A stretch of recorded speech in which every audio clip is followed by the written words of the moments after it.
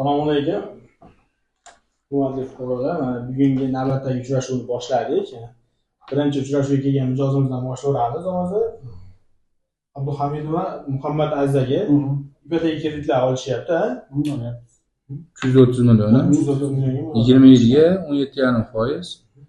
Imtiyozli davri bor. Imtiyoz davri bilan beradi. Necha ish kuni? 3 kunida Xudo xolasa hal beramiz. Ijobiy hal qilib berishasiz. Tushunarli aytishni hammasini.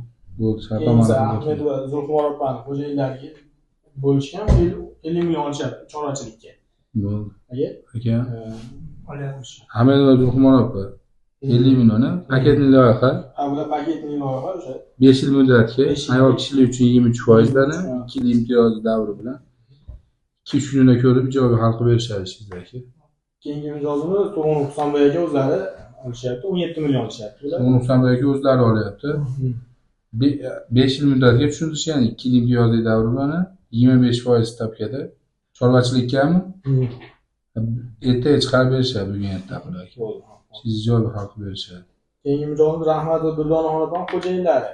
17 million olishyapti ular. Xuddi shu akaga aytgan gapim yoningizda akaga. Lekin sizlarda ayol kishilar uchun imtiyoz bor 2%, 23% ga beramiz 5 yil muddatga. Keyingi 2 kunida qilib hal qilib berishadi siz. Keyingi mijozimiz Bulturov Burxonalarga 17 million olishyapti o'zlari.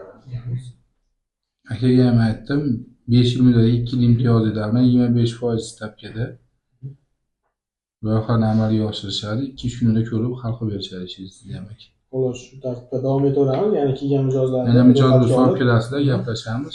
Bunaqa qilamiz, ishlarni ijobiy hal qilib beramiz. Sog' bo'ling, rahmat.